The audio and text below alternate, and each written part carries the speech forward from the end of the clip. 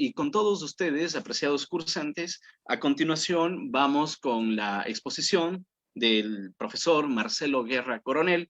El doctor Marcelo Guerra es abogado por la Universidad de Cuenca, es máster en Derecho Constitucional por la Universidad Andina Simón Bolívar, actualmente es candidato a PhD por la misma Universidad Andina Simón Bolívar, tiene publicaciones en materia de Derecho Constitucional, Derecho Procesal Constitucional, y se desempeña como docente de esta materia en la Universidad Católica de Cuenca. Bienvenido, estimado Marcelo. El tema que abordará Marcelo Guerra es la acción de habeas data. Bienvenido, amigo, te escuchamos. Muchísimas gracias, estimado Damián. Siempre un gusto saludarte y agradecerte por la invitación y a todos quienes forman parte de Latin Juris, sin duda. Igualmente, qué bueno que se discute el tema de la acción de acceso a la información pública y el habeas data, que sin duda tiene que hacérselo a la par, ¿no? Básicamente, la diferencia es la naturaleza de la información. Felicito la exposición del colega constitucionalista cuencano Santiago Machuca, que nos antecedió y precisamente, como lo decía, ¿no? En esta tarde, noche, nos ha citado 3 cuencanos para hablar de derecho constitucional, así que con mucho gusto lo hago. Un saludo cordial igualmente a todos quienes nos están acompañando a través de los diferentes medios telemáticos. Y bueno, yo en realidad voy a intentar hacer una ponencia bastante corta para, eh, para efectivamente no robarles mucho su tiempo respecto del habeas data. Probablemente unos 15, 20 minutos estemos con esto listo. A ver, yo voy a empezar, y es necesario partir de algo, ¿no? Es necesario, siempre yo lo hago cuando empiezo a hablar de garantías constitucionales. Nosotros en el sistema de garantías constitucionales tenemos una serie de clasificaciones, diferentes clasificaciones, ¿no? Doctrinarias, desde clasificaciones que vienen dadas convencionalmente, constitucionalmente. Eh, a nivel, si quieren ustedes, doctrinario, la principal clasificación es de este tipo de garantías primarias y secundarias, por ejemplo, de las cuales habla Ferrajoli. Estas primarias que tienen que ver con esas principales instituciones que garantizan los derechos, que fundamentalmente son las normas jurídicas que integran un ordenamiento jurídico, ¿sí? Y que por lo general, siempre lo manifiesto, son los principales elementos que tienden a garantizar los derechos, pero sin embargo, ya en la realidad nosotros observamos que son los elementos o las garantías más descuidadas precisamente para salvaguardar estos derechos, y nos enfocamos casi siempre en las otras garantías conocidas como las secundarias, que ya implican precisamente aquello, ¿no? Su excepcionalidad, son secundarias. Cuando no funcionen las primeras, tendría que activar las segundas, pero nosotros a veces funcionamos en una especie de mundo al revés, en donde hemos colapsado los sistemas jurídicos planteando garantías secundarias en función de que nuestros sistemas de garantías primarias no están funcionando adecuadamente. Entonces, no, primeras reflexiones. Ahora bien, estas garantías secundarias, o conocidas como garantías jurisdiccionales, nosotros en el ordenamiento jurídico ecuatoriano las clasificamos de diferente manera, ¿no? Ustedes sabrán, hay algunas que se proponen ante los jueces ordinarios y hay otras garantías que se les proponen directamente ante la Corte Constitucional para que ejerza esa calidad de jueces constitucionales. Que no habría que confundirlas, insisto, las que se presentan a la Corte Constitucional con el rol de legislador negativo que tiene esa Corte Constitucional en torno al control de constitucionalidad. Es una cosa completamente diferente. Entonces ustedes tienen así medidas cautelares, acción de protección, habeas corpus, acción de acceso a la información pública y habeas data, que se presentan precisamente ante los jueces ordinarios, que se convierten en jueces constitucionales para llevar a cabo el procedimiento de las mismas. Y por otro lado, la Corte Constitucional tiene la acción extraordinaria de protección, la acción extraordinaria de protección contra decisiones de la justicia indígena, la acción por incumplimiento y la acción de incumplimiento. Insisto que son diferentes al control de constitucionalidad que hace la Corte Constitucional, que no deben ser entendidas como garantías jurisdiccionales ni como garantías secundarias, ¿no? Forman parte del control normativo, forman parte de las garantías primarias en un sistema de garantías del tema del control constitucional. Ahora bien, esta garantía habeas data, a mí me parece sumamente interesante analizarla y partir diciendo, mencionando que se constituye en una garantía específica. ¿Por qué una garantía específica? Porque no protege la generalidad de los derechos convencionalmente hablando y constitucionalmente hablando, como lo hace la acción de protección, sino que se centra en determinados derechos. Ahora, sin embargo, y desde ya me adelanto, y este va a ser el objeto prácticamente de mi ponencia, el habeas data tiene una ligera, yo diría una fina línea en la cual puede llegar a diferenciarse del habeas corpus en uno de sus tipos, ¿sí? Va a existir un tipo de habeas data que puede entrar a reparar otros derechos que en teoría no sean objeto del habeas data. Ya lo vamos a ver más adelante. Básicamente, entonces, este habeas data, de una u otra manera, se diferencia de la acción de acceso a la información pública, como quedó claro y como Santiago lo manifestó, por la naturaleza de esa información. En la primera, que ya escucharon ustedes la ponencia, predomina el principio de publicidad y en el habeas data predomina, si quieren ustedes, lo que es el principio de confidencialidad. Y los derechos protegidos bajo este principio de confidencialidad precisamente vienen dados en la propia Constitución. Ustedes pueden revisar, por ejemplo, el artículo 66, número 11 y el 66, número 19 de la Constitución, en donde precisamente se hace referencia a que se protegerán datos referentes, por ejemplo, a creencias religiosas, filiación, pensamiento político, salud, vida sexual, etcétera, ¿no? Que de una u otra manera, insisto, están bajo el velo de este principio de confidencialidad. Y además también se protegen otros derechos que han sido de desarrollo jurisprudencial, tanto a nivel internacional como a nivel local, a nivel doméstico, como por ejemplo el tema del derecho a la autodeterminación informativa, que ustedes lo pueden localizar claramente desarrollado, por ejemplo, en la sentencia 001, raya 14, raya PJO, raya CC de la Corte Constitucional, y también podríamos revisar la sentencia 182, raya 15, raya SP, raya CC de la Corte Constitucional, que extiende ese parámetro de protección, ya no únicamente esos derechos personales ligados a la intimidad o ese derecho a la autodeterminación informativa, sino que esta sentencia dice que esta acción, además, protege por interdependencia de derechos, otros derechos más como son el derecho a la honra, el derecho a la integridad psicológica de la persona, el derecho al buen nombre, el derecho a la buena imagen, etcétera, entre otros derechos que también son objeto de protección de la habeas data. No tan solo el derecho a la intimidad que protege la información personal y el derecho a la autodeterminación informativa, sino otros derechos por interdependencia, precisamente como lo dice la 182.15 SEP CC de la Corte Constitucional. Ahora bien, frente a esta protección, nosotros siempre vamos a tener tres tipos de obligaciones del Estado, de esta información de la que venimos hablando. Por un lado, una obligación de respeto por parte del Estado que implica que no obstaculice o que no ponga trabas para poder llegar yo a acceder a esa información, para poder de una u otra manera modificar esa información, para poder eliminar esa información, para poder adicionar esa información a la misma. El Estado no puede obstaculizar aquello. Por otro lado, tenemos la obligación de garantía por parte del Estado, que esta es sumamente importante y que es una de las más vulneradas en temas de habeas data. El Estado tiene la obligación de garantizar el uso de la información personalísima de alguien, puesto que esta puede manejarse única y exclusivamente por el titular o por una persona que esté autorizada precisamente por el titular. Y el deber de garantía y la obligación de garantía recae sobre el Estado, y cuando hablamos sobre todo de entidades públicas, sobre estas entidades públicas que tienen la guarda precisamente de esa información.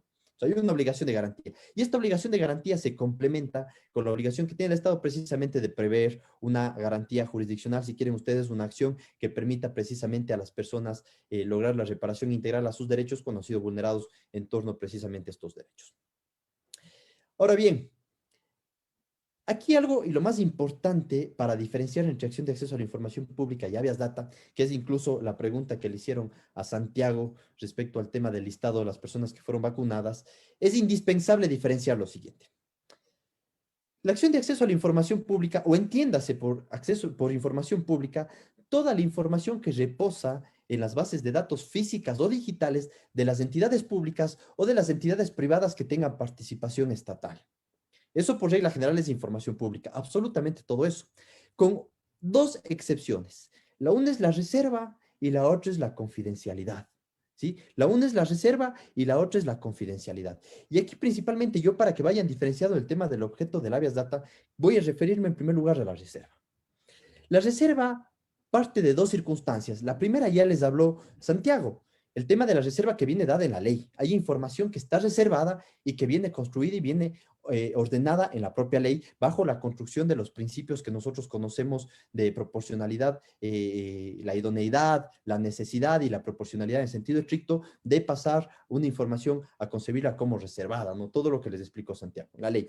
Y otra segunda forma de reserva es aquella que se da a través de un trámite administrativo en la cual el Consejo de Seguridad puede declarar como información reservada aquella que tenga que ver con cuestiones de defensa nacional.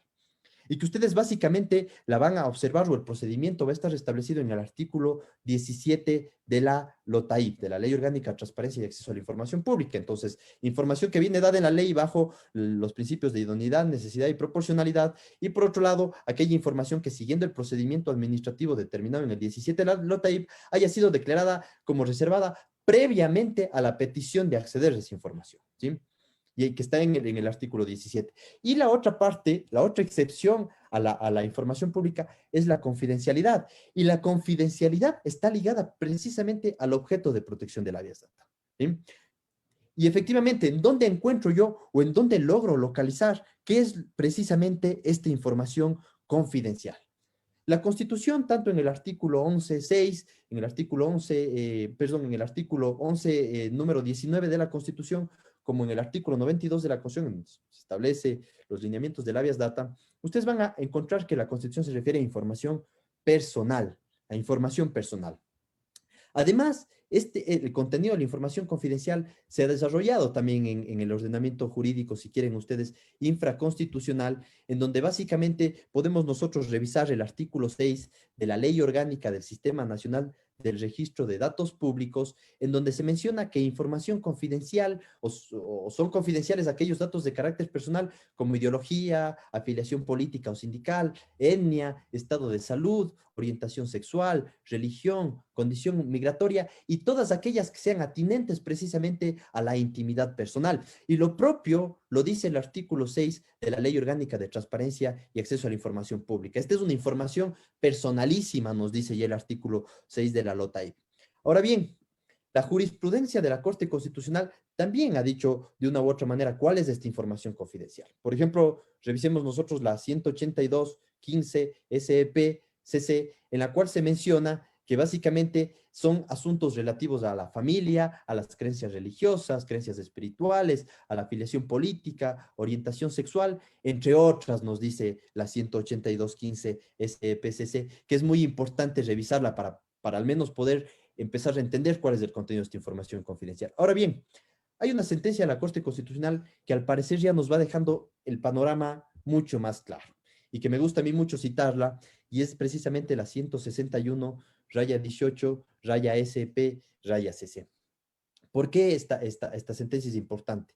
Porque esta sentencia pasa a afirmar algo que por lo general no lo entendemos en el campo de las garantías jurisdiccionales y fundamentalmente estas dos. Hay información personal que es pública, ¿sí? Es decir, no toda la información personal es confidencial. Por lo tanto, no toda la información personal pasa a ser objeto de protección de la habeas data. Si no hay solo cierto tipo de información personal que pasa a ser objeto de protección de la habeas data, y hay otra información personal que es de información personal pública. Y esta sentencia de aquí matiza entonces cuál es la situación a través de la cual yo puedo ir diferenciando aquello. Y dice lo siguiente: cuando hablamos de información personal objeto de protección de habeas data, estamos hablando de información personal personalísima, nos dice la Corte Constitucional en esta sentencia. Y esa información personal personalísima es aquella, si quieren ustedes, que está directamente relacionada con la construcción y el desarrollo precisamente de la personalidad. Con la construcción y el desarrollo de la personalidad. Y de una u otra manera la sentencia nos menciona que esa información personalísima es aquella información que es intrínseca a la situación de alguien por el hecho de ser un ser humano, ¿sí?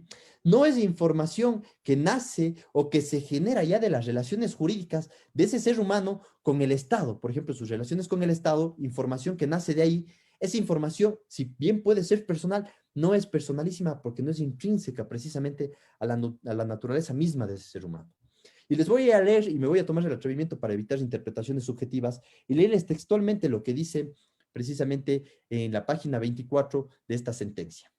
Menciona lo siguiente: es decir, es cierto que existe información de los servidores públicos que tiene relación con sus derechos personalísimos. Son aquellos derechos inherentes, innatos, connaturales, irrenunciables, intransmisibles, como nacidos con el sujeto mismo, los que están indefectiblemente unidos a esa persona. Entonces, cuando hablamos de derechos personalísimos, aquellos connaturales, irrenunciables, intransmisibles, como nacidos con el sujeto mismo y que están indefectiblemente unidos a la persona. Son los derechos que son propios de la misma existencia y personalidad. Entre ellos tenemos la vida, el cuerpo, el honor, la libertad, la intimidad, la imagen, el secreto, la identidad, etcétera. En cambio, cuando el orden jurídico prevé su entidad, después, en etapas posteriores al hecho jurídico de comenzar a ser persona, pasa a ser un derecho adquirido que no necesariamente es un derecho personalísimo que sea protección del habeas data. Y esto lo matiza y entre paréntesis la misma Corte Constitucional dice, es información personal que no se desprende de la naturaleza misma de la persona y no guarda relación innata con la personalidad del sujeto, sino que son derechos que se desprenden ya de una relación jurídica de las personas con una entidad pública y por lo tanto no son derechos que guarden confidencialidad. Entonces, claro, esta afirmación que parece bastante ambigua nos deja clarísimos muchísimos panoramas para darle contenido a la información confidencial. No, información confidencial no es cualquier información personal, es información personal personalísima. Y esta información personal personalísima es aquella información que nace de la persona misma y que no nace de las relaciones entre los sujetos con las entidades públicas, ya que esa información es personal, pero es información personal pública, para que ustedes ya puedan ir pensando en la pregunta precisamente lo que se consultaba respecto de las vacunas. Y la Corte Constitucional en esta misma sentencia, porque esta precisamente es una acción extraordinaria de protección que resuelve sobre un tema de acceso a la información pública que fue negado en función de que se estaba solicitando los nombres, apellidos y especialidad de unos médicos que formaban parte de un hospital que es de un cantón, la provincia de La Suay, que se llama Girón.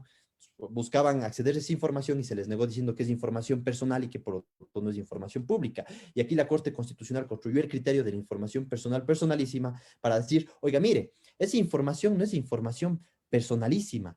Esa es una información personal, sí, nombres, apellidos, especialidad de médicos, de los médicos, pero que es pública. Así que, por lo tanto, eso tiene que ser de acceso a toda la ciudadanía en este caso. E incluso fue un poco más allá y mencionó que no solamente es nombres, apellidos y especialidades de los médicos, sino que también cuestiones que no son de carácter confidencial, y lo menciona claramente esta sentencia, como menciona horarios laborales, el tema si quieren ustedes, los pagos que se les hacen a esas personas, sus roles de pago, etcétera, y toda esa información que se va generando precisamente de la relación laboral de estas personas con la entidad.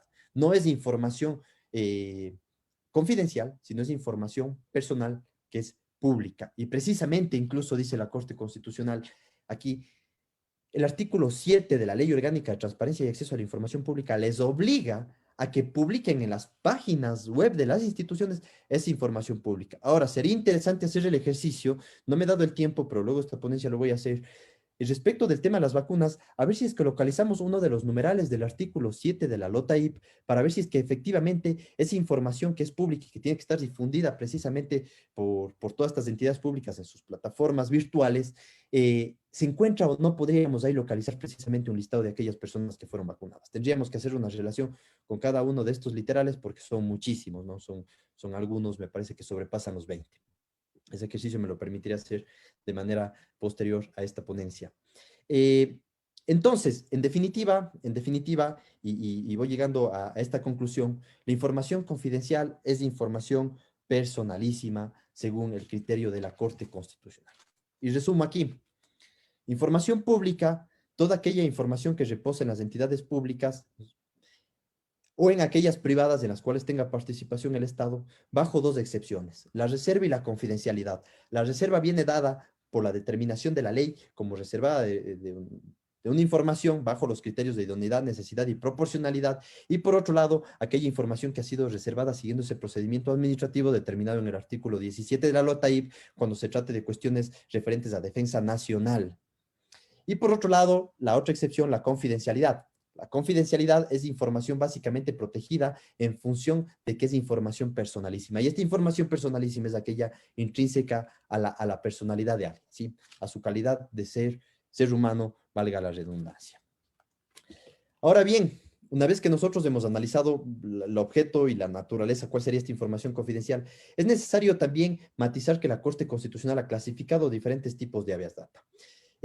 Pueden revisar ustedes la sentencia 182, raya 15, raya SP, raya CC, en donde existe una clasificación. A mí no me gusta esta clasificación y ahora voy a criticar más adelante, en donde clasifica el habeas data informativo, que protege el derecho de acceso, en donde clasifica el habeas data aditivo, que protege el derecho de modificación, ¿sí? En donde clasifica el habeas data correctivo, el derecho precisamente de corrección, el habeas data de reserva, que es el derecho de confidencialidad, la información puede ser manejada solo por el titular o por alguien que esté autorizado por el mismo, y el habeas data cancelario, que protege el derecho de exclusión de la información que es sensible. Entonces, básicamente aquí me está diciendo, hay un habeas data que me va a permitir acceder a mi información, hay un habeas data que me va a permitir adicionar información, hay un habeas data que me va a permitir corregir aquella información que es inexacta o que es falsa, hay un habeas data que me va a permitir corregir aquella información que haya sido mal utilizada sin la autorización de su titular, y voy a tener un habeas data cancelario que me va a permitir eliminar esa información. Exagerada la clasificación, por supuesto. Para mí, efectivamente, tenemos tres tipos de habeas data. Un habeas data que yo lo clasificaría como un habeas data de acceso, que precisamente me permite acceder a cualquier tipo de información personalísima que esté en bases de datos, insisto, físicas o en bases de datos digitales. Por otro lado, un habeas data que yo lo llamaría de modificación, que implica precisamente cualquier tipo de modificación, aumentar información, corregir información o eliminar información. Y en tercer lugar, el tercer tipo de habeas data que sí sería el de reserva, ¿no? Cuando se hace un mal uso de la información. Ahora, esta clasificación de estos tres tipos de habeas data sí viene dada en la Ley Orgánica de Garantías Jurisdiccionales y Control Constitucional en su artículo 50. ¿Sí? En el artículo 50 nos dice, usted puede presentar un habeas data cuando le han negado el acceso a su información personalísima, ¿sí? Cuando le han negado la posibilidad de modificar, de corregir, de eliminar esa información. Y el tercer elemento o el tercer punto del habeas data, cuando se da un uso de esa información personal que viole un derecho constitucional sin que exista una autorización expresa, obviamente, del titular o que no exista una autorización de una jueza o un juez competente. Y esto es importante, ¿no? Y esto es importante matizarlo. Eh, Evidentemente aquí hay unas cuestiones de procedimiento que si es que el tiempo me da yo me voy a referir más adelante, pero quisiera ya partir haciendo un análisis de la diferencia entre estos tres tipos de habeas data. Los dos primeros, y esto ya tiene que ver con el procedimiento, recordemos nosotros que hay una fase de admisión y hay una fase de procedencia en las garantías jurisdiccionales. En la fase de admisión se revisan cuestiones formales y en la fase de procedencia se revisan cuestiones de fondo. Ahí también podríamos hacer una crítica, no es del espacio oportuno, pero creemos que la fase de procedencia no necesariamente es la fase de fondo, puesto que la fase de fondo ya entra a analizar la violación a derechos sociales. Y hay cuestiones de procedencia que también deberían analizarse en la fase de fondo, como por ejemplo pueden ser cuestiones que se dilucidan a lo largo del proceso, como la existencia de cosa juzgada o la falta de competencia del juez, por ejemplo. ¿Sí? Pero bueno, nuestro procedimiento también de garantías jurisdiccionales es bastante deficiente.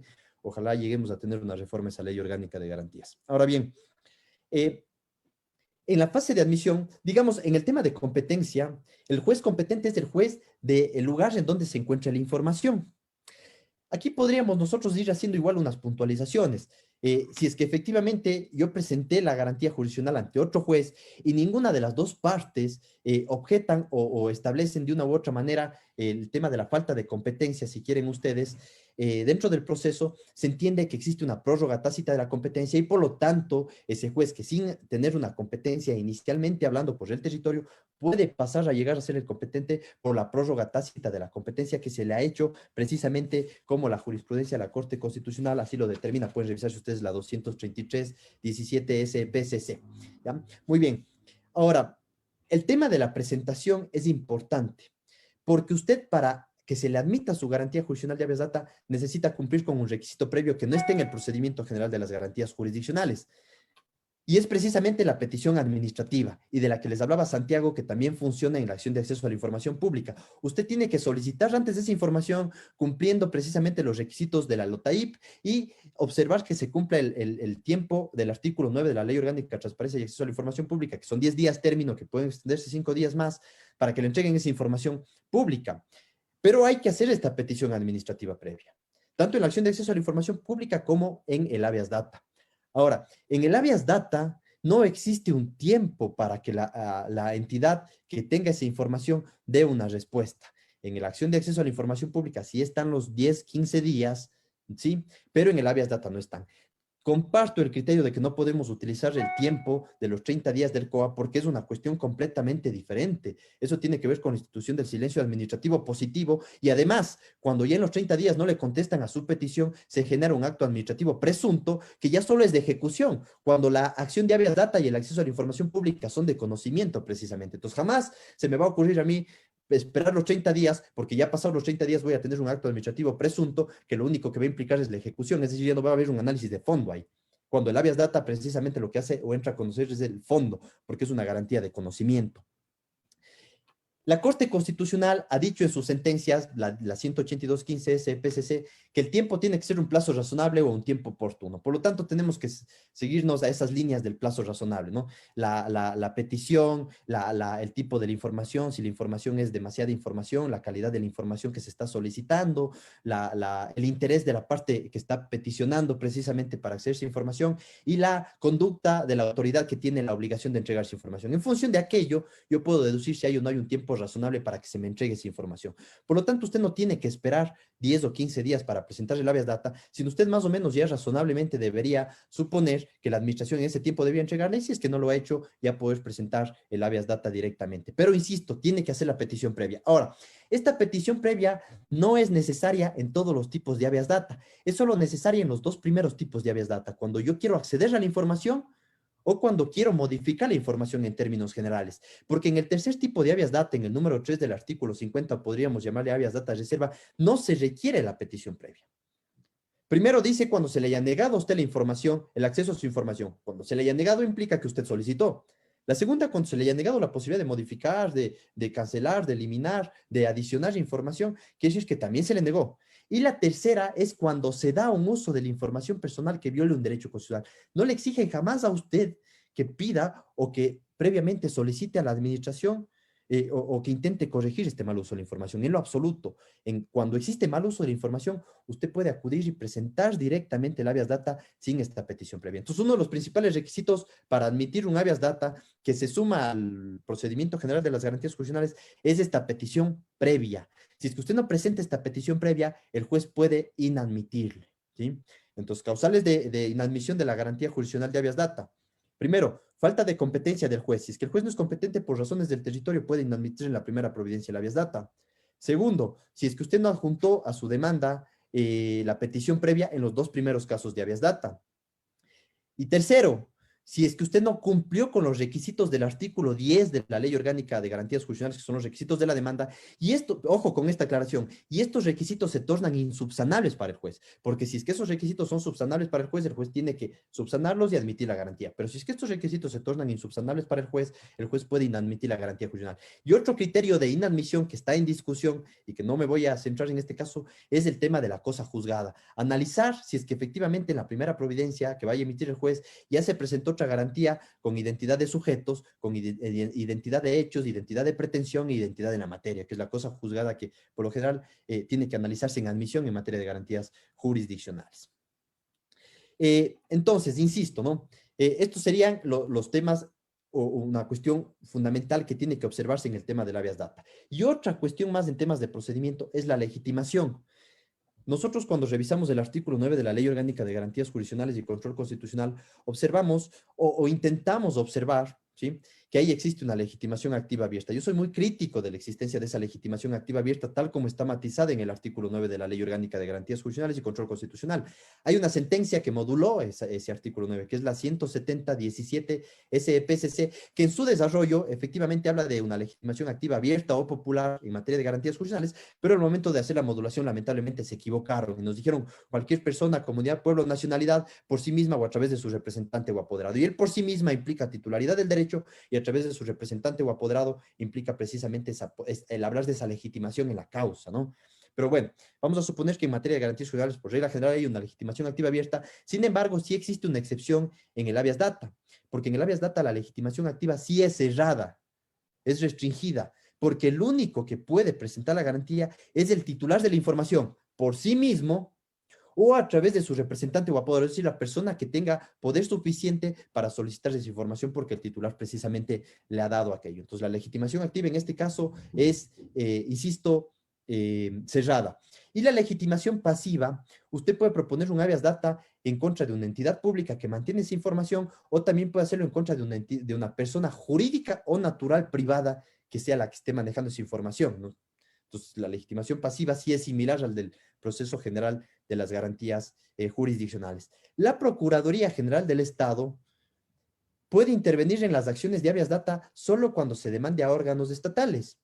Y cuando se demande a órganos estatales que no tengan personería jurídica propia, si es que los órganos estatales ya tienen personería jurídica propia, lo único que tiene que hacerse a la Procuraduría es notificarle, nada más.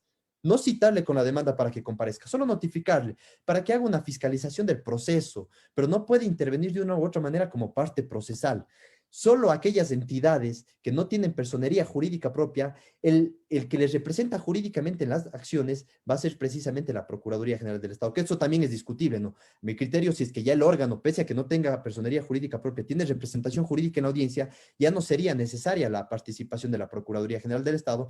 Insisto, pese a que la Procuraduría General del Estado es la titular, en este caso, en la protección y el patrocinio jurídico de las entidades que no tienen personería jurídica propia. Entonces, en este caso, de esa manera intervendría precisamente la Procuraduría General del Estado. Ahora bien, y yo, bueno, hay algunas cuestiones más del procedimiento que quisiera irlas discutiendo con ustedes, pero quiero ir más bien ya cerrando este tema. Nosotros tuvimos una sentencia de la Corte Constitucional que, digamos, yo creo que no fue muy, no, utilizó cierto tipo de doctrina en materia tributaria, no me voy a referir ahora, en la cual se mencionaba que para que proceda una acción de habeas data, usted tendría que demostrar un perjuicio, un daño.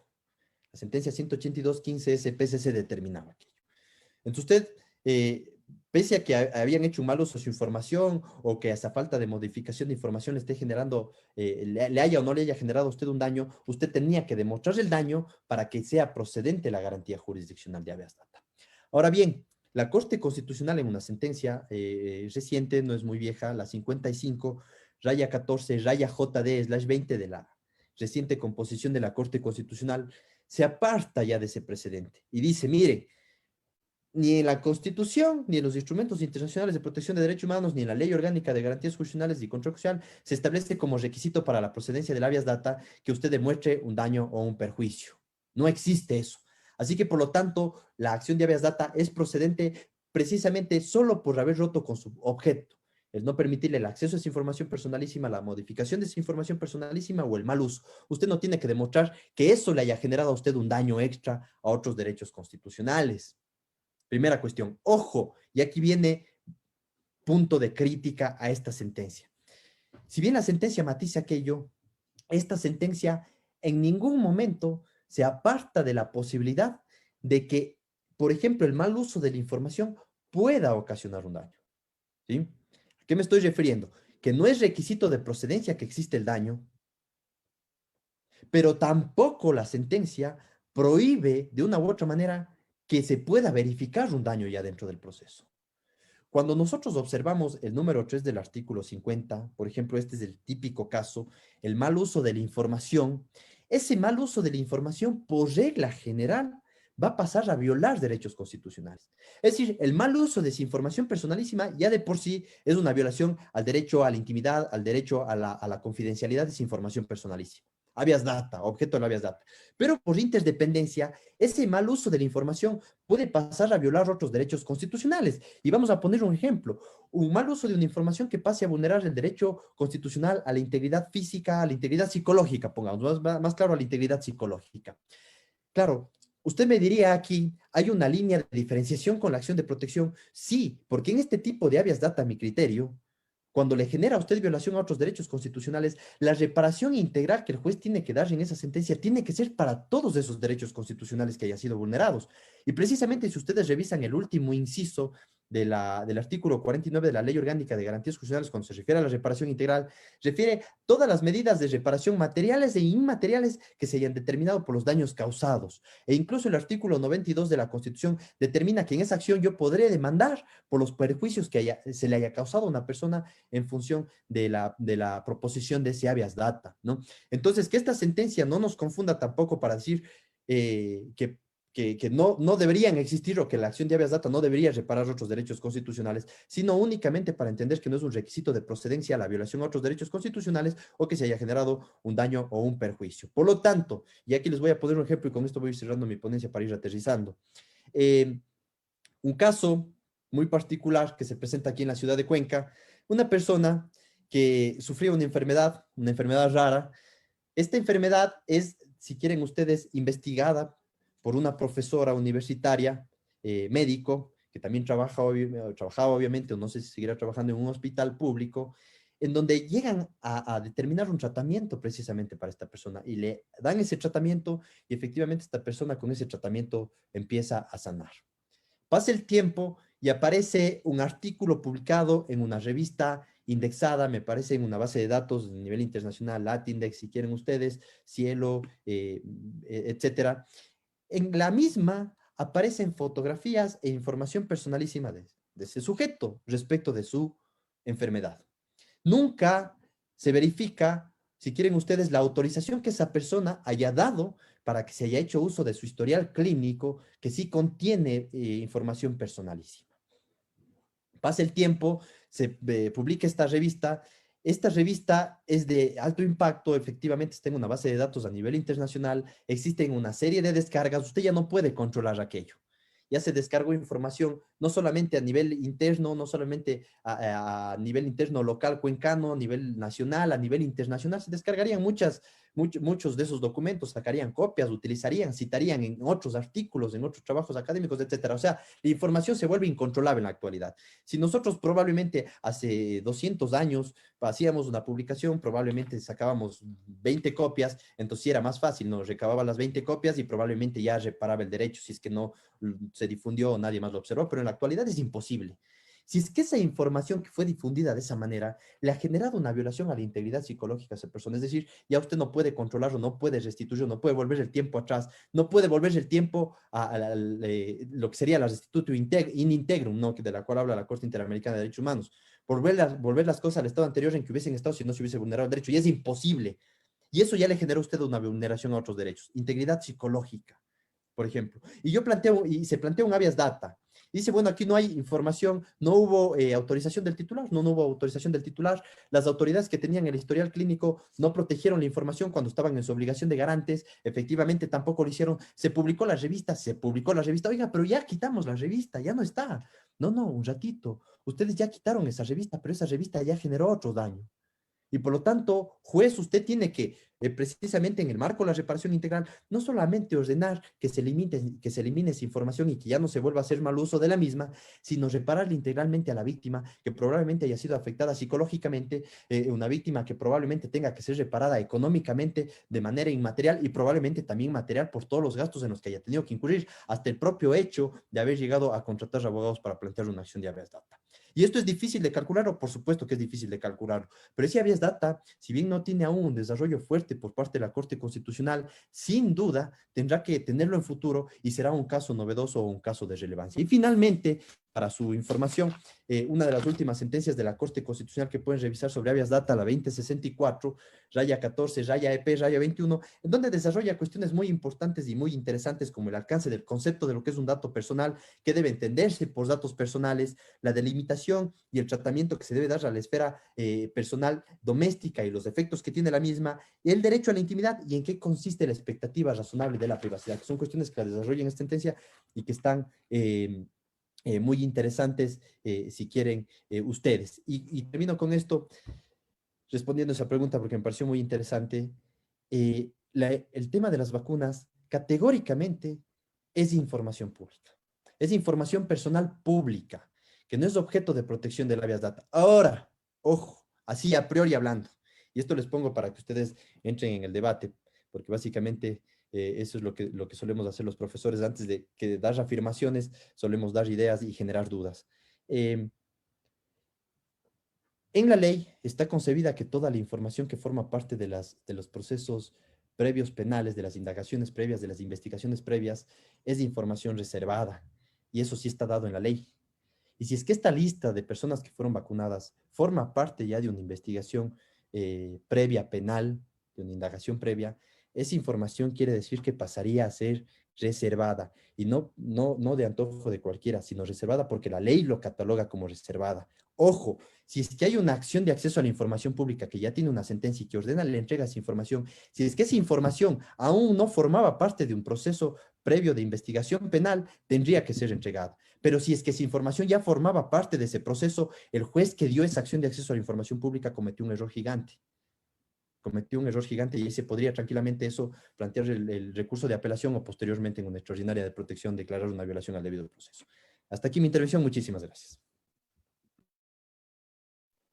Excelente, estimado Marcelo. No, muchísimas gracias a ti por la intervención. Hay algunas preguntas, así que voy a entrar directamente en ellas.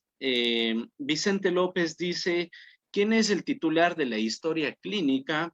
Y si se niega a realizar la vista de la misma, ¿qué debo hacer? Yo aprovecharía el contexto de esta pregunta, Marcelo, eh, eh, para cuestionar en qué casos se utiliza el habeas data como mecanismo de acceso a cierta documentación, ¿no? Me parece que la Corte Constitucional ha hecho un matiz y ha ido señalando, bueno, cuándo cabe y cuándo no cabe ese acceso a la documentación, haciendo una distinción con otras vías disponibles en materia judicial, como la exhibición de documentos. A ver, precisamente, a ver, si mal no comprendí la pregunta, es a lo que iba, es quién es el titular para acceder a un historial clínico, más o menos de lo que yo entendí. Sí, dice, ¿quién es el titular de la historia clínica? Y si se niega, y si me niegan a realizar la vista de la misma, ¿qué debo hacer? Dice. A ver, efectivamente el titular de esa información es la persona a la cual se refiere esa historia clínica, definitivamente, ¿no?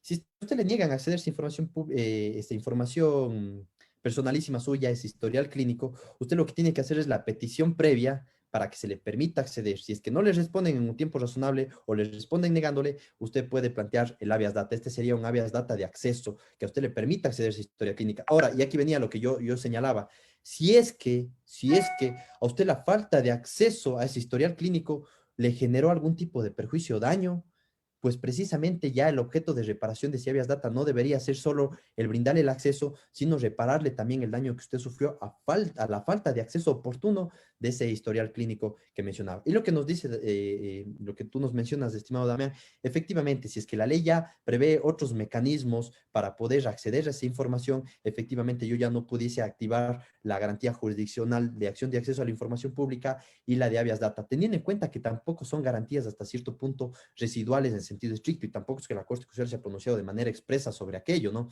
Tendría yo que a priori observar si es que efectivamente existe o no existen esos procedimientos, pero en realidad un historial clínico forma parte de información personalísima, sin duda. Muy bien. Soraya López dice, doctor, una duda, ¿se puede aducir petición previa con un proceso judicial previo en el cual no se concedió por no cumplir lo determinado en el COGEP? Esto es demostrar que no se puede acceder a esta información. Se aplica el principio dispositivo dentro de la garantía de habeas data. Esto es solicitar en la demanda A y por sentencia el juez entregar B. Es decir, nada relacionado con la petición.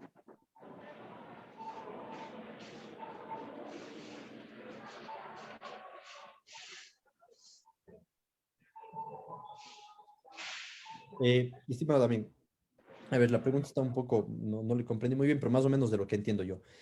La Corte Constitucional en la sentencia 161, raya 18, raya SP, raya CC, habla del requisito indispensable en el habeas data, la petición administrativa previa exclusiva de esa información. Por lo tanto, una petición que se hizo dentro de un proceso judicial no cumpliría con ese requisito al que se refiere precisamente la Corte Constitucional, ¿no? Tendría usted que, independientemente de ese proceso judicial, hacer usted una petición previa, esperar un tiempo razonable para ver si es que les responden o no les responden. Gracias, Marcelo. La doctora Mónica Pérez pregunta si el habeas data de reserva no requiere de petición, ¿cómo demuestro la negativa? Es que precisamente no requiere de negativa.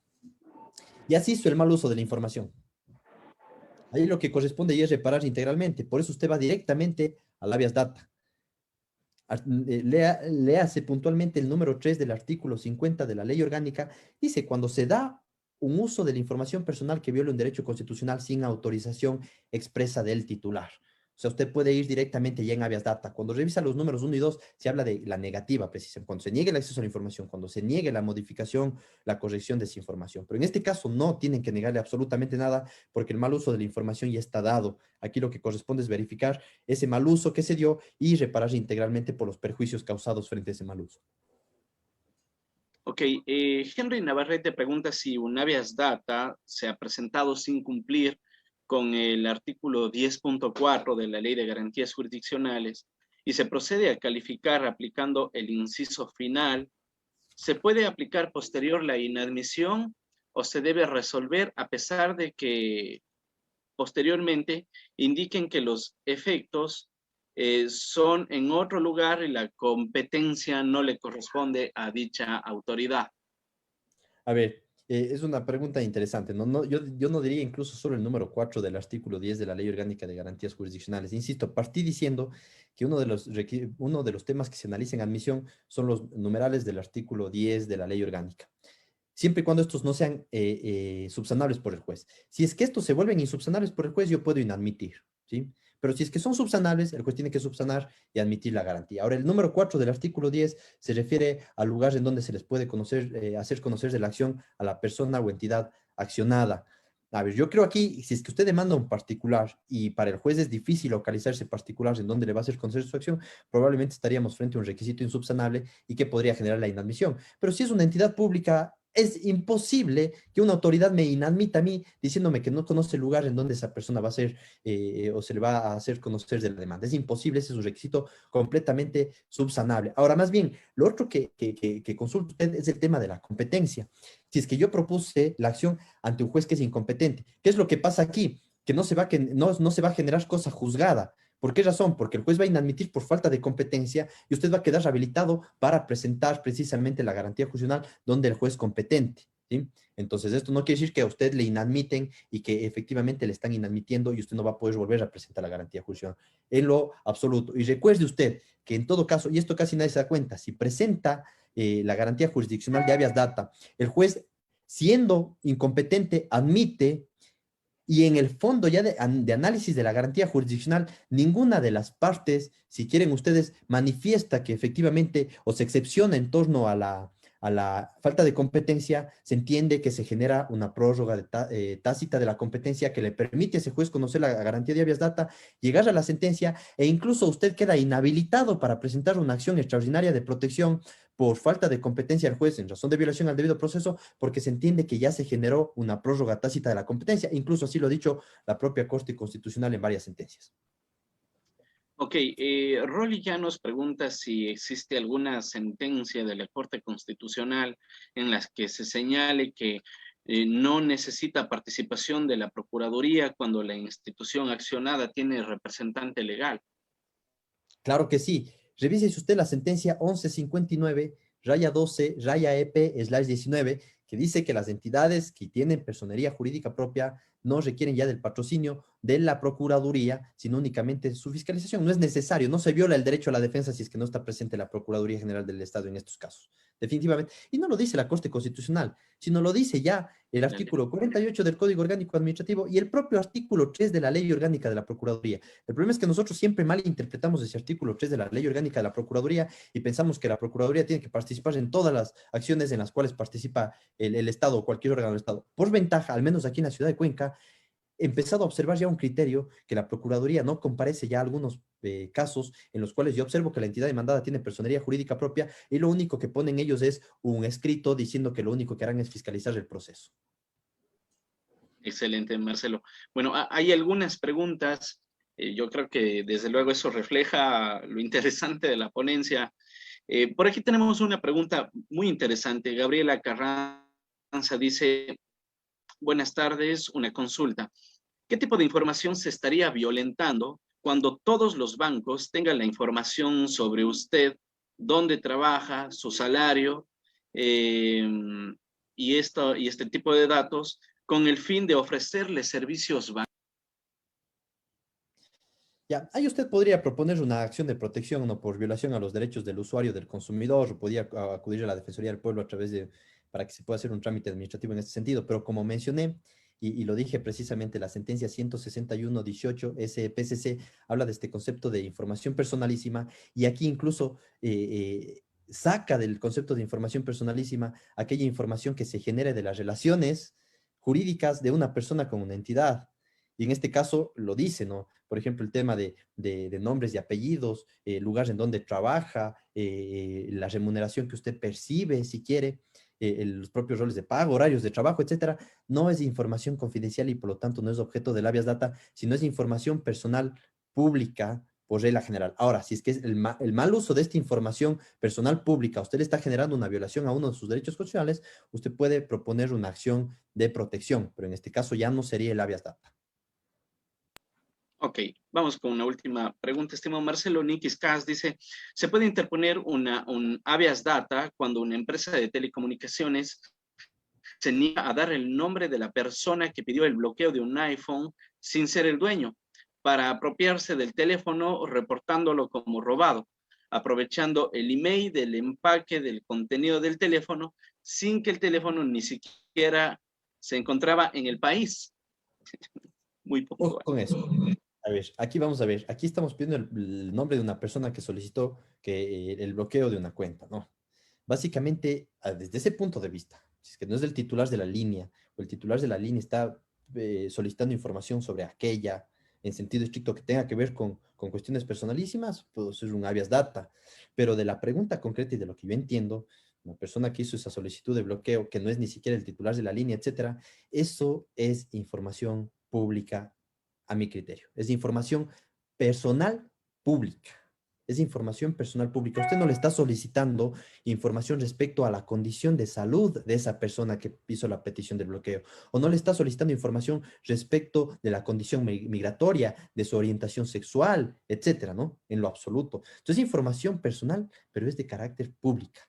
Así que, por lo tanto, aquí es discutible y yo creería que aquí deberíamos trabajar en una acción de acceso a la información pública. Es muy interesante, habría que analizar el caso, sus particularidades, pero creo que de entrada un habeas data no cabe.